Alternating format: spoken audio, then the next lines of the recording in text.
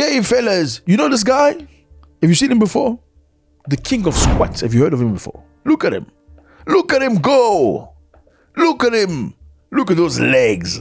Look at that nyash. So his name is Nkululeko Dlamini, a South African man who is renowned, an African coach, known as the king of squat. He's gone wild since a year or more, I think. A lot of people watch him, a lot of people like him, especially ladies that want to achieve nice nyash. African people like nyash. I don't know why. Why do you like that thing? Like, I don't get that. Like, white people don't even care about that. They want you as flat as possible so you can squeeze in narrow places. Like, why do you want? I don't get that. Can you explain to me personally why you like nyash? I just want to know that. I mean, we even know that Uganda apparently is the nicest nyash in Africa. Uganda, they say. Oh, are you doubting?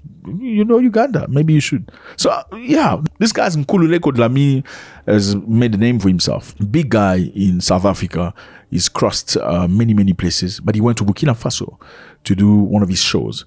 Unfortunately, the Burkinabe government stopped him from doing it. They cancelled the show, citing that Burkina Faso has much more serious things to worry about than building nyash.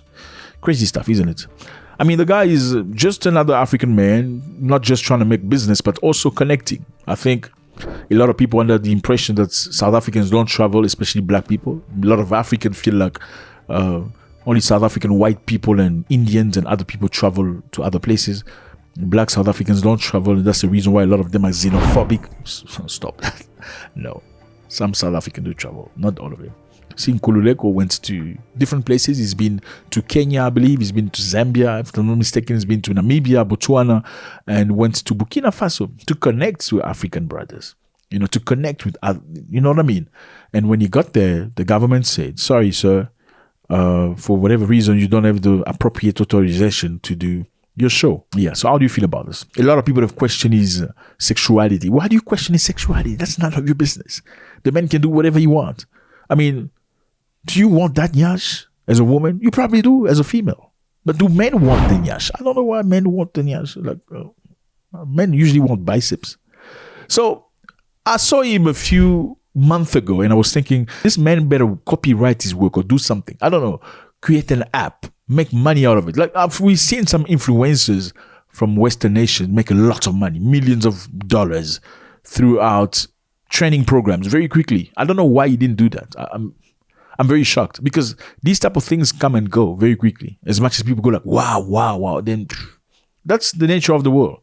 Do you remember that guy named Cisco, the musician, this guy? How do you please your love for me with the funny hair? Not funny hair, but sleeve hair. Where is he today again? Oh, he was a great singer, right? Nobody speaks about him anymore. Okay. Do you remember MC Hammer? Who speaks about him anymore? Oh, people don't talk about him, right? Do you remember this guy, Wesley Snipes, the actor? What happened to him? He was great. Nobody speaks about him anymore. I mean, everything, even the great ones, unfortunately, have a beginning and the end. So you need to capitalize when you possibly can. I think what he does is beautiful and all that, but people can copy him very quickly. They've started copying him. People do like him. I know they can't copy his nyash, but couldn't he just, I don't know, like, can somebody help him in his community build something technological that will make money quickly and get out of, I mean, I'm just saying. So I want to know how you feel about this. Burkina Faso saying that they have much more serious things to worry about than building women's ass. That is not their drive.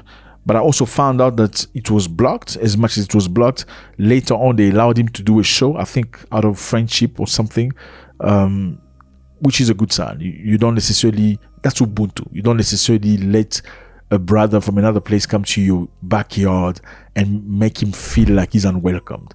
So even though Burkina Faso is a serious country that focuses on things, and right now they need to focus, they still allowed him to do something. What do you feel about that? Interesting. You as a man, would you want to have a nyash like this man? Look at that. I'm just asking. Okay, we're still in Burkina Faso. I think it's a very interesting country. Burkina Faso is doing something very, very, very interesting. It's a program called Faso Mebo. So Burkina Faso has sanctioned men that work for Faso Mebo for doing things that are inappropriate. And what is the sanction about? Not going to jail. They're going to go and clean the street, break stones, fix the road for the other people. That's the kind of punishment they're going to be getting. It's not about going to jail and eating food for free. It's about working and serving the community. Now, who are these men? These men are agents of Faso Mebo. What is Faso Mebo? Faso Mebo is a presidential initiative launched in October 2024 by Captain Ibrahim Traoré. Its objective is to beautify cities, improve urban planning, and stimulate local development. So basically, it's a movement that pushes people into becoming normally in the head. Okay? Because you can't talk about progress in Africa if you don't talk about brains. I'm sorry. You need to talk about behavior for you to move an African to a certain direction. It's all about behavior in Africa. I'm sorry, you're very triggered. I know you like to be triggered by everything. I'm just telling you. So in Burkina Faso, if you cross the road when the light is red, you're not going to jail. You're not paying a fine. You're going to go work, community work. In Burkina Faso, if you speed with your car, you're not paying a fine. You're not going to jail. You're going to work for it. Okay? If you don't work, you go to jail. Is that a good thing or not? I think things are adapted to people's behavior, and people's behavior is a reality. For African people, if you give them too much democracy, they're going to take shit from the back and put it on the president's face. Mr. President, I don't like that last policy, so I'm taking the shit out of my back and put it in your face in the name of democracy. That's Africa for you. You've got to have limits.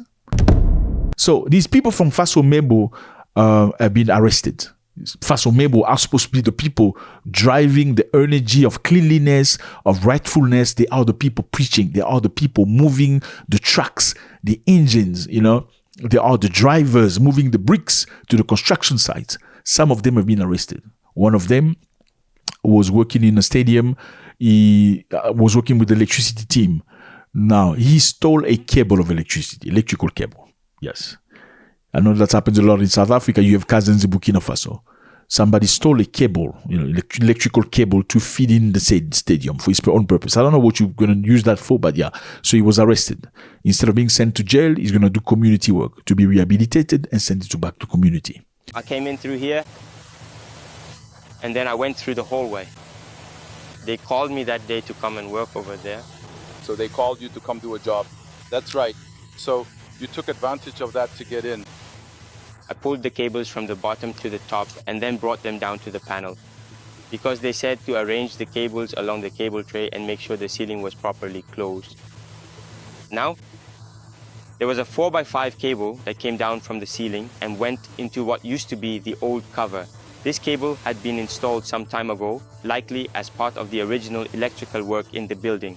I decided to cut the cable so that I could properly close up and tidy the ceiling, making sure everything looked neat and organized. When I cut the cable, I discovered that it was actually quite long, measuring at least 8 to 12 meters, which was more than I had expected. That's when one of my friends was there. He was in the gym. I gave it to him. He took it home, and I was going to use it to set up my house. When I got home, I realized the cable wouldn't work for what I needed. Another guy was arrested because he was driving a car supposed to be going to a site of construction. But people accuse him of saying they saw him drive a car to a different place.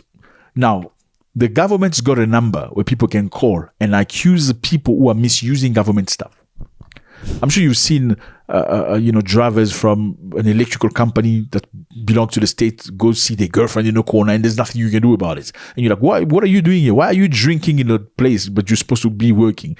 Now, Burkina Faso's got a number. You can call the government and say, we see one of your agents here. He's got girls in the car. And they can come and resolve. Sir, who are these people? Are you married? Oh, that's your wife. Okay. Who is this? So now, a situation here, many of the people being arrested, not we have a culprit. The problem is what? The problem is like this guy is saying. Right? I'm saying this because some people make reports, but they're not serious about it. Some people distort things, some exaggerate them when that's not the case at all. When you call about a situation, explain it clearly and accurately so we can respond appropriately to the issues raised. But don't come and lie. Don't try to use the task force or the authorities to settle personal disputes or old quarrels you already had, that you started before. Take, for example, the case of the man from Faso Mebo who is here. Certainly the act must be punished. That's why he is currently working on it. But in fact, we had to listen to him and go to the scene to realize that people had lied. Why did people lie? Because they said they had sent the vehicle to a brothel. That wasn't the case. He got off work, And he took the vehicle to pick up his girlfriend, who even has a child with him, and the family recognized her as their son-in-law. So people need to stop making things up when they call just to stir up social media. They could have simply said he left with a vehicle just like that and he's handling personal matters. That's forbidden. We'll call him in and reprimand him for it. But if you say, for example, that he took it to a place where there are prostitutes and all that, it's like you're stirring things up. So more responsibility is needed.